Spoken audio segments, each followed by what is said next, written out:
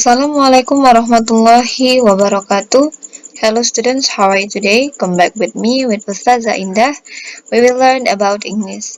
The topic for today is about past simple tense.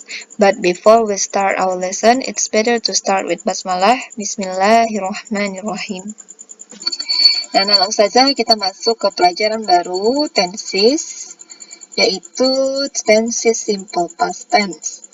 Nah, simple past tense ini digunakan untuk mengungkapkan suatu aksi atau kejadian yang terjadi di masa lampau. Biasanya dapat kamu ketemui pada kalimat ini kata yesterday, ago, last, since, dan lain sebagainya yang menyatakan bahwa kegiatan itu terjadi di masa lalu. Pola kalimatnya yaitu subjek diikuti kata kerja bentuk kedua atau bisa disebut juga dengan kata kerja bentuk past, lalu diikuti objek atau keterangan. Contohnya adalah he gave me a gift. Dia memberikan saya sebuah hadiah.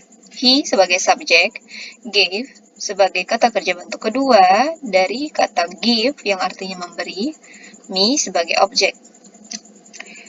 Nah, selanjutnya kita akan pelajari tentang pola kalimat, ya, bentuk past simple tense.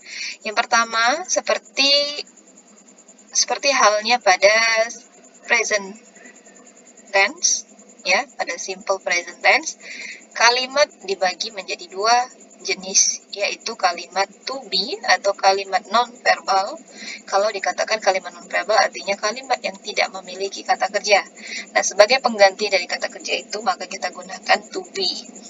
Nah, satu lagi adalah kalimat verbal. Nah, kalimat verbal adalah kalimat yang terdapat kata kerja. Untuk bentuk positif, rumusnya adalah subject plus was were. Ya, subject plus to be was were. Kalau dalam simple present tense, to be-nya adalah is mr, maka dalam past tense, to be-nya berubah menjadi was dan were.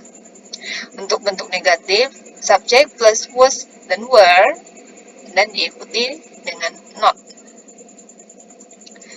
Untuk bentuk interrogatif, was dan were kita pindahkan ke awal kalimat lalu diikuti dengan subject. Untuk kalimat verbal, rumus untuk kalimat positif adalah subjek plus kata kerja bentuk kedua. Untuk kalimat negatif, subjek plus did, plus not, plus verb, tapi bukan lagi kata kerja bentuk kedua, melainkan sudah kita turunkan ke kata kerja bentuk pertama kembali. Untuk kalimat interrogatif, did kita pindahkan ke awal kalimat, lalu diikuti subjek, lalu diikuti kata kerja bentuk pertama. Coba kita lihat pada contoh berikut. She worked yesterday. Dia bekerja kemarin. She sebagai subjek, work merupakan kata kerja bentuk kedua yang ujungnya kita tambahi ed. Untuk bentuk negatif, she sebagai subjek, lalu did not yang disingkat menjadi didn't, lalu diikuti kata kerja bentuk pertama, ya, work yang tadinya work kembali ke bentuk awal, yaitu work. Bentuk negatif, bentuk interrogatifnya adalah did di awal kalimat diikuti subjek plus verb one atau kata kerja bentuk pertama. Did she work yesterday? Nah, itu ya pola kalimatnya. Sekarang saya akan membagikan subjek-subjek apa saja ya yang kita akan cocokkan ke to be-nya. Untuk subjek I pada present tense to be-nya adalah am, namun pada past tense to be-nya adalah was. Untuk subjek we, you, they, to be-nya dalam present adalah are, maka dalam past tense berubah menjadi were. Untuk subjek he, she, it dalam present to be-nya adalah is, maka dalam past tense to be-nya adalah was. Nah, selain to be, was, dan were, ada juga to be have. Kata have berubah menjadi had dalam bentuk past tense. Untuk do berubah menjadi did dalam bentuk past tense. Perhatikan penggunaan kata kerja ya. Bentuk kedua atau kata kerja dalam bentuk past tense itu terbagi menjadi dua, regular dan irregular. Kalau dikatakan regular adalah kata kerja yang beraturan. Artinya kita hanya mengubah ujung kata. Contoh seperti kata live. Live menjadi live. Kita tambah id. To stare menjadi stare. To stay menjadi stayed. Play menjadi played. Try menjadi tried. Jadi i-nya diubah menjadi i baru ditambahi ed. Tried. Carry menjadi carried. Node, nah berubah menjadi nodded. Rip menjadi ripped. Commit menjadi committed. Prefer menjadi preferred.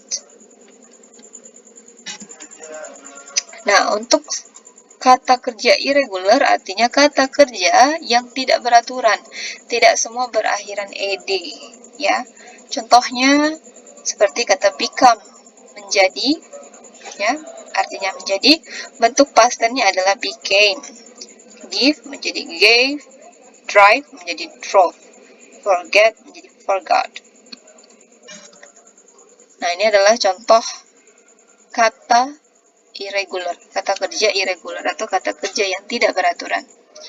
Begin menjadi began, blow menjadi blew, drink menjadi drank, dig menjadi dug, fall menjadi fell, grow menjadi grew, write menjadi wrote, rise menjadi rose, run menjadi run, shine menjadi shone, sit menjadi sat, throw menjadi threw, win menjadi won, ya, dan lainnya.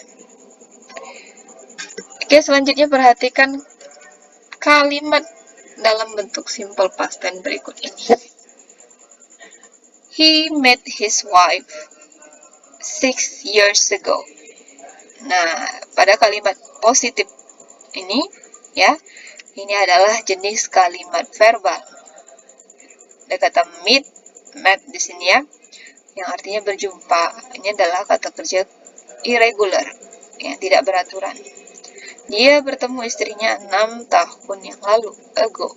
Ada kata kunci ago di sini ya, artinya menunjukkan waktu lampau.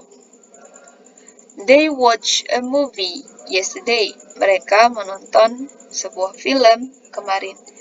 They subject diikuti kata kerja irregular verb ya, yang ini beraturan watch, yang di ujungnya akhiran ed. Ada kata yesterday di sini. Yang ketiga contoh yang bentuk negatif. She didn't study in the library. Dia tidak belajar di perpustakaan. Didn't study. Did not. Ya, diikuti dengan study. Di study di sini tidak lagi bentuk kata kerja past, melainkan sudah kembali ke awal. Karena di sini sudah ditandai dengan kata did. Dan lain sebagainya bisa kamu pelajari. Oke?